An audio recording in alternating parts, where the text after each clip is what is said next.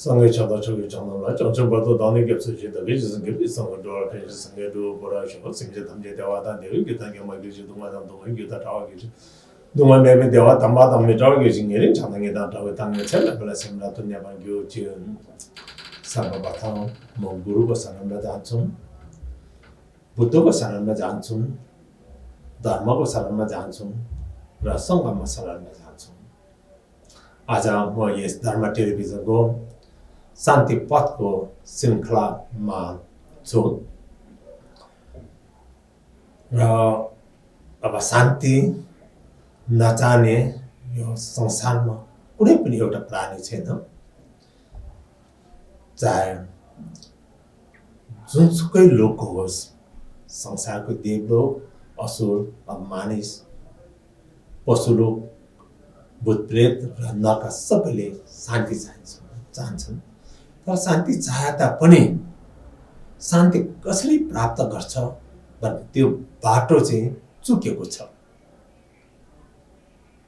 खोज्ने चाहिँ शान्ति खोज्ने तर त्यो बाटो कहाँबाट प्राप्त हुन्छ भन्ने चुकेको छ फेरि शान्ति एउटा जीवनमा मात्र चाहने होइन अनन्तको जीवनहरुमा शान्ति चाहन्छन् अहिले हामी मानिसको रूपमा छौं मानिसको जीवनमा हुँदा पनि शान्ति चाहिन्छ यो मानिसको जीवनको यो शरीर फेरेपछि पनि हामीले शान्ति नचाहने हो शान्ति निरन्तर चाहिरहन्छ अर्को यो शरीर फेरेर पनि शरीर मात्र मरेर जान्छ हामीलाई सुख हुने दुःख हुने त्यो मन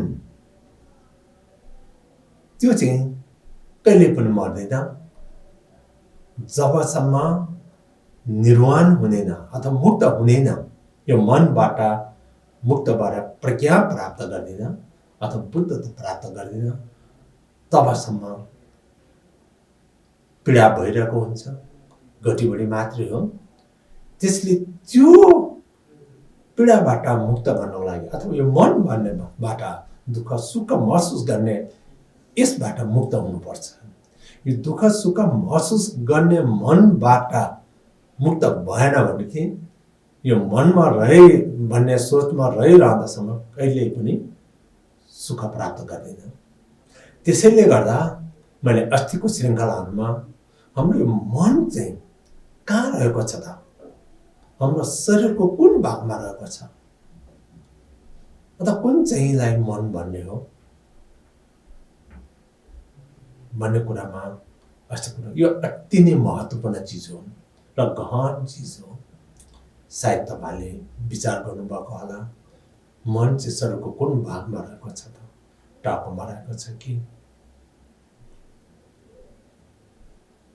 अथवा शरीरको कुन भित्री भागमा कहाँ रहेको छ त्यो पत्ता लगाउनु भयो होला पत्ता लगाएर सायद पायो होला पाएन होला पाएन भने अति नै राम्रो किनभने यो यही ठाउँमा छ भन्ने चाहिँ हामी भन्न सक्ने स्थितिमा छैन अनि अर्को मन चाहिँ कुन हो त अथवा हिजोको मन अघि बिहानैको मन र अहिलेको पनि एउटै हो त एउटै हो भने बिहानको सुख महसुस भएको अथवा केही क्षण अगाडिको सुख महसुस भएको सधैँ सुखमा रहिरहनु पर्छ एउटै हो भनेदेखि केही समय अगाडि दुःख पाएको त्यो दुःख पाएको चाहिँ निरन्तर रहिरहनु पर्छ यदि एउटै हो भनेदेखि यदि त्यो दुःख सुख चाहिँ परिवर्तन भएर जान्छ भनेदेखि त्यो मन अब एउटै भन्न मिल्दैन त्यसैले गर्दा हाम्रो बिहानदेखि बेलुकासम्ममा अथवा क्षणमा प्रत्येक सेकेन्डमै सयौं भाग लाउँदा हाम्रो यो मन परिवर्तनशील भइरहेको हुन्छ त्यो परिवर्तन भइरहेको चीजलाई एउटै भन्न पनि मिल्दैन अथवा धेरै हो भन्न पनि मिल्दैन, अथवा दुवै हो भन्न पनि मिल्दैन, दुवै होइन भन्न पनि मिल्दैन। हो यो कुरामा विश्लेषण गरेर के हो त, के रहेछ त मन, साँच्चीकै छ कि छैन त भन्ने विश्लेषण गर्न सक्यो, पत्ता लगाउन सक्यो भनेदेखि त्यही क्षणबाट हामीलाई आनन्द सुख मिल्दै जानेछ, दुःख पीडाहरू कम हुँदै जानेछ। अनि मैले हिजो फेरि अर्को कुरा यसैसँग जोडेर के भन्नु थिएँ भने बाहिरी वस्तुहरू कुनै पनि वस्तु चाहिँ जहाँ घर होस् अथवा जुनसुकै वस्तु होस्, एउटा टेबलको कुरा गरौँ, एउटा टेबल भन्यो भने साँच्चीकै टेबल भनेको के हो त? टेबल भनेको त्यसको माथिल्लो भाग चाहिँ हो कि चारवटा खुट्टा चाहिँ हो कि त्यसमा त फेरि किसिम किसिमको छ, विभिन्न काठहरू छ, प्लाईहरू राखेको छ, सनमाइकाहरू राखेको छ, त्यसै तान्नलाई गमहरू राखेको छ भने कुन चाहिँ टेबल भयो त? विश्लेषण गरौँ। वास्तवमा अब त्यो टेबल सबै भाग चाहिँ छुट्टै छुट्टै पनि टेबल हो भनेदेखि अब त्यहाँ प्रशस्त टेबल हुनु पर्यो। यो एकदमै गहिरोसँग विश्लेषण गर्नुहोस्। कतिलाई यो अब त्यति चित्त नबुझ्न पनि सक्छ, कतिलाई अब यसैबाट जीवन बन्न पनि सक्दछ, छलङ्ग हुन पनि सक्छ। अनि त्यो एउटा टेबलको भाग पनि मैले भने त्यसको अब सानोसँग कणमा गयो भनेदेखि अणु हुन्छ, परमाणु हुन्छ, न्युट्रोन हुन्छ भनेदेखि त असङ्ख्य टेबल हो कि। त्यसैले गर्दा यसरी खोज्यो भनेदेखि टेबल भन्ने चिज वास्तवमा पाउँदैन। त्यस्तै गरी जुनसुकै वस्तु पनि गहिराइमा विश्लेषण गर्नुभयो भनेदेखि त्यसको कुनै अस्तित्व नै पाउँदैन। यस्तो अस्तित्व नै नपाउने चिजलाई हामीले अस्तित्वको रूपमा लिएर नै हामी अहिलेसम्म भ्रममा परिरहेको छ, दुखित भएको छ। अब अघि नै मैले भने मन पनि खोजेर कहीँ पाउनुहुन्न, अथवा एउटै पनि होइन, धेरै पनि होइन, दुःख सुख गर्ने महसुस गर्ने मन पनि। अनि बाहिर वस्तु टेबल भने जस्तै घर होस्, गाडी होस्, सम्पत्ति होस्, नाता गोता नै किन नहोस्, आफ्नै शरीर किन नहोस्, जुनसुकै पनि गहिराइमा विश्लेषण गर्नुभयो भनेदेखि कहीँ कतै यही नै हो भनेर चाहिँ ठम्याउन सक्ने कहीँ कहीँ पाउनुहुन्न भनेदेखि यो न हामीले मेरो सोच्ने भने मन पाउँछौँ, न बाहिरको वस्तु भन्ने त्यो पाउँछ। यदि त्यो दुइटै पाउँदैन भनेदेखि यी दुइटै नपाउने चिजबाट नै 5वटा दुःखहरू भन्छौँ अथवा क्लेशहरू उत्पन्न गरिरहेको छ हामीले। त्यही 5वटा क्लेशहरू दुःखहरूकै कारणले गर्दा हामी यो संसारमा रमाएर चाहिँ अनेक प्रकारको असङ्ख्य प्रकारको दुःखहरूमा झेलिरहेको छ। र यो निरन्तर दुःखमा हामी फसिरहेको कारण नै यी भ्रमहरूको कारणले गर्दा भएको हो। यस्तै यो भ्रमलाई चिन्ने यो तरिका विश्लेषण गर्ने तरिका यो बुद्धको धर्म टिचिङहरूको एउटा प्रमुख विशेषता पनि हो। यदि यसरी बुझिन भने कि अरू धर्मको अन्य भाग चाहिँ बुझ्न अति नै गाह्रो छ। यसरी नै यसैबाट नै शून्यताको विश्लेषण गर्न सकिन्छ। शून्यता भन्ने के हो त्यसको अर्थ बुझ्न सकिन्छ। अस्ति नै भने शून्यता भनेको शून्य केही पनि नभएको होइन। शून्यता भनेको झट्ट हेर्दा भएको खोजी गर्दा पाउनै नपाउने स्वभाव, मैले भनिहालेँ मनको स्वभाव पनि शून्यता हो। हेर्दा छ जस्तो, खोज्यो भने पाउनै नपाउने। यहीँ पनि भने टेबल भन्यो, झट्ट हेर्दा टेबल जस्तो देखिने, साँच्चीकै गहिराइमा विश्लेषण गर्दा टेबल भने कहीँ पनि नपाउने हो। यस्तो खालको स्वभाव भएकोलाई नै शून्यता भनिन्छ। शून्य भनेको केही पनि नभएको होइन। र यही शून्यता स्वभाव चाहिँ थाहा पायो भनेदेखि, यस्तै अनुभव गर्न सक्यो भनेदेखि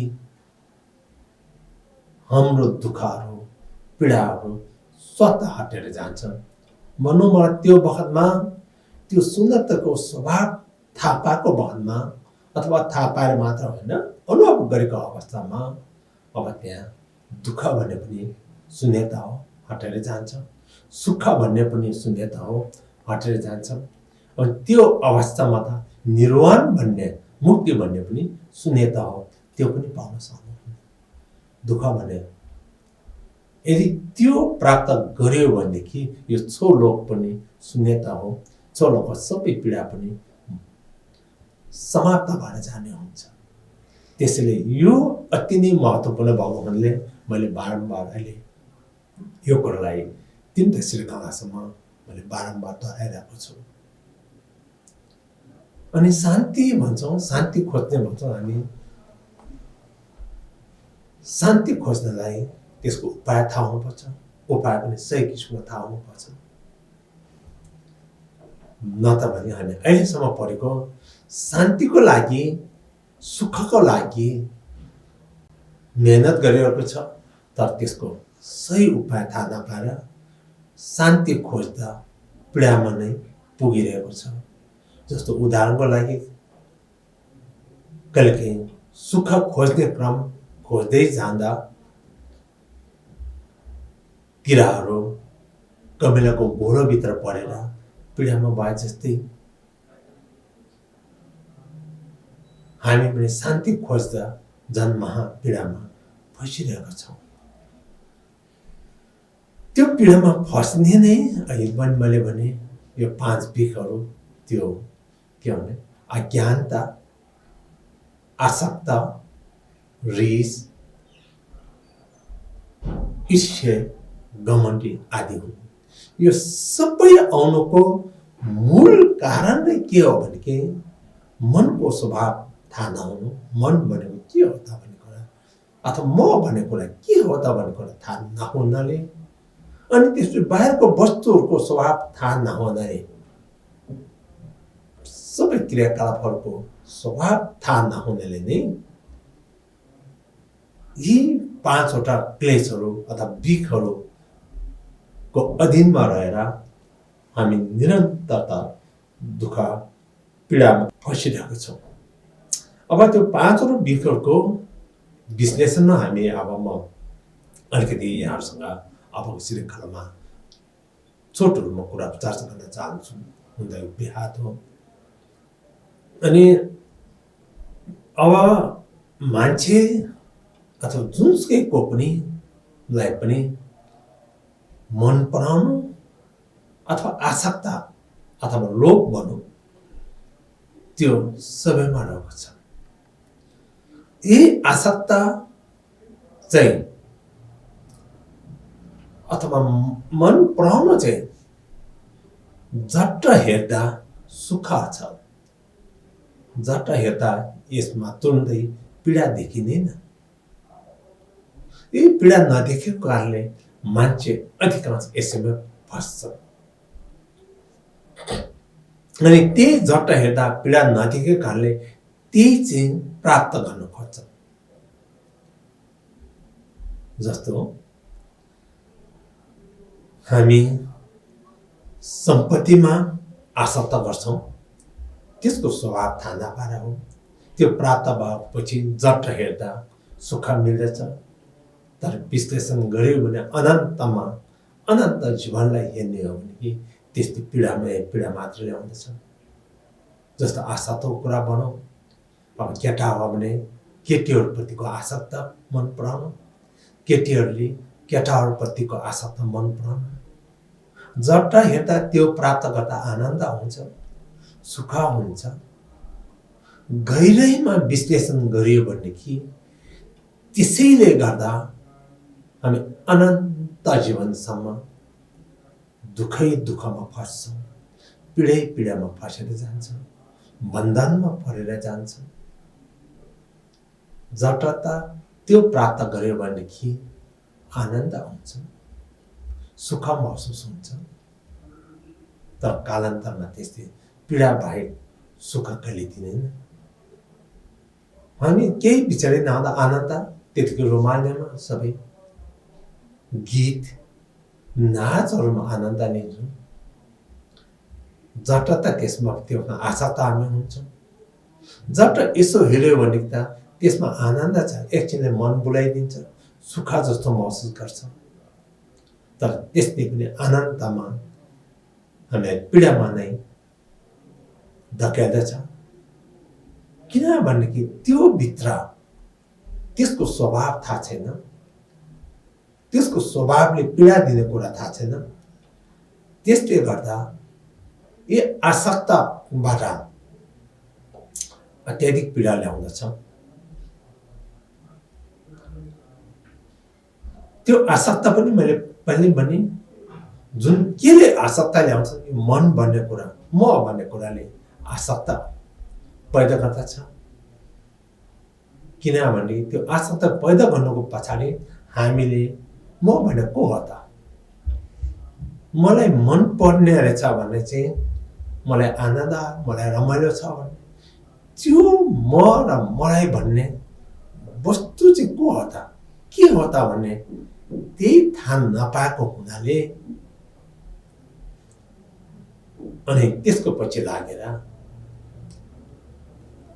हामी आनन्द खोज्छौँ, आसक्त हुन्छौँ। अनि त्यो आसक्ति त्यही प्राप्त गर्नको लागि फेरि त्यही आसक्तिभित्रबाट विश्लेषण गर्यो भने आसक्तिभित्र असङ्ख्य नकारात्मक कार्यहरू गर्ने गर्दछ। त्यही आसक्तिले त्यो आफूलाई मनपर्ने वस्तु, चाहे महिला पुरुष बीचको सम्बन्ध होस्, अथवा त्यो बीचको आसक्त होस्, अथवा सम्पत्तिसँगको आसक्त होस्, मान मर्यादा पदसँगको आसक्त होस्, इज्जतसँगको आसक्त होस्, कुनै विशेष वस्तुसँगको आसक्त होस्, त्यो पाउनलाई कहिलेकाहीँ असङ्ख्य नराम्रो नकारात्मक क्रियाकलापहरू गर्नुपर्दछ। ती आसक्तको कारणले गर्दा त्यो प्राप्त गर्नुको लागि कयौँले हत्या गर्दछन्, कयौँले चोरी गर्दछन्, कयौँले डाँट्ने काम गर्दछ, छल्ने, भ्रष्टाचार,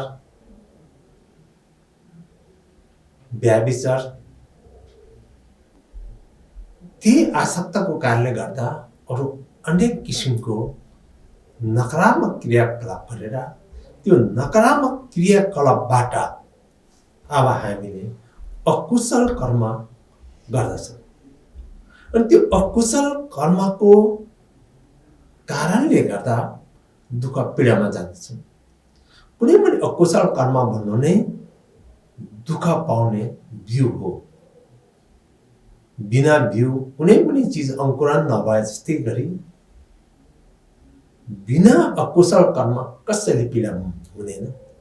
अहिले हामीले पीडा पाइरहेको पनि हाम्रो अघिल्लो जीवनहरूमा असङ्ख्य अकुशल कर्महरू गरेको फलस्वरूप नै आज हामीले यी विभिन्न किसिमको दुःखहरू, असफलताहरू, रोगहरू, कष्टहरू, शारीरिक रोग, मानसिक रोग, गरिबी, हीनताबोध, यो सबै भएको कारण पनि त्यसले हो। यो वैज्ञानिक रूपबाट पनि पुष्टि हुन्छ। जसरी त्यहाँ बिउ नभएको ठाउँमा बिरुवा कहीँ नआउने जस्तै गरी हामीले अकुशल कर्म नगरेको भए यी पीडाहरू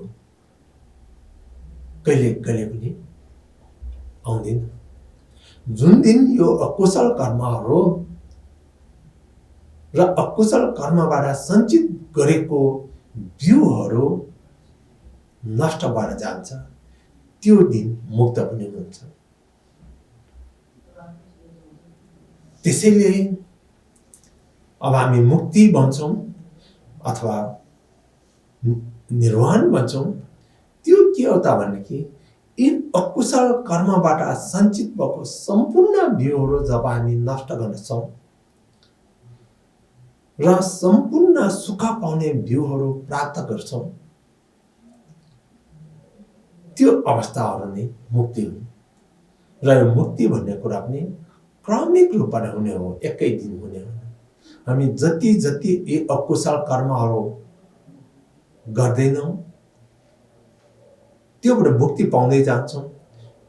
क्रमिक रूपमा हामीले सुखको बाटो, दुःखबाट मुक्ति प्राप्त गर्दै जानेछ। एकै पटक मुक्ति प्राप्त हुने होइन। त्यसैले हामीले मुक्तिको बाटो अपनाउनको लागि हामी जस्तै भिक्षु हुनु नै पर्छ भन्ने पनि जरुरत छैन। गृहस्थी अवस्थामा नै गृहस्थीहरूले नै यी मैले अघि भनेको जस्तै मनको स्वभावको शून्यता बुझेर, बाहिरी वस्तुहरूको स्वभाव शून्यता बुझेर, जुन वस्तुमा हाम्रो आसक्ति छ त्यसको स्वभाव शून्यता बुझेर, जसले आसक्ति गर्दछ भनौँ न मनले आसक्ति गर्ने त्यो मनको स्वभाव शून्यता बुझेर विश्लेषण गर्यो भनेदेखि हामीले ती वस्तुहरूमा आसक्ति पैदा हुने एकदमै कम भएर जान्छ। जुन चिज पाउँदै नपाउने चिजमा कसले आसक्ति गर्छ, आसक्ति गर्ने भन्ने सोचाइ नै मन नै छँदै छैन, भेटाउँदैन भनेदेखि अब कहाँबाट आसक्ति उत्पन्न हुन्छ। त्यसैले गर्दा मैले अस्तिदेखि भनिरहेको मनको स्वभाव के हो, कहाँ छ, कहाँ रहेको छ, अथवा बिहानको बेलुकाको अहिले अगाडिको पछिको के त्यो मनहरू एउटै हो त, अलग हो त, अलग हो भने धेरै हो त, त्यसमा विश्लेषण गर्नुहोस्। अनि बाहिरी वस्तु जुन चिजमा हामी आसक्त गर्छौँ के त्यो बाहिरी वस्तुहरूको स्वभाव साँच्चीको रहेको छ त, त्यसमा विश्लेषण गर्दै जानुभयो भनेदेखि बारम्बार गर्नुपर्छ। एकचोटिले बुझ्न सकिन्छ, यो सजिलै बुझ्ने भएको भए त सबै मुक्त हुन्थ्यो। अहिले तपाईँले मेरो यो जुन सुनिरहनु भएको छ, कतिलाई अति नै अल्छी लागेर टेलिभिजनै अफ गरेर जानु भएको होला, कतिले साँच्चीकै यो रहेछ भनेर चाहिँ विश्लेषणमा जानुहुन्छ। किनभने यो बुझ्ने अति नै कम भएको हुनाले नै मुक्ति हुनेहरू पनि अति नै कम हुन्छन्। त्यसैले गर्दा यहाँले मुक्ति हुन चाहनुहुन्छ, सुखमा जान चाहनुहुन्छ, शान्तिमा जान चाहनुहुन्छ भने मैले आज भनेको कुराहरूलाई तपाईँ मनन गर्नुहोस्। निश्चित रूपबाट यसले तपाईँको ज्ञान खुल्नेछ, प्रज्ञा खुल्नेछ, अनि आसक्ति कम हुँदै जानेछ र बिस्तारै सधैँको लागि आनन्दको बाटोमा, सुखको बाटोमा जानुहुनेछ। आजलाई म यो श्रृङ्खलामा यतिकैमा विश्राम लिन चाहन्छु। फेरि पनि यस्तै विश्लेषण आगामी दिनहरूमा 5वटै विकहरूमा म यहाँको माझमा गर्दै जानेछु। यहाँहरू सबै सुखी रहन्। सम्पूर्ण प्राणीहरूले यी कुराहरू बुझेर छिटोभन्दा छिटो आसक्ति लगायत 5 विषहरूबाट मुक्त भएर सुखी रहन्। यही नै मेरो शुभकामना छ। धन्यवाद।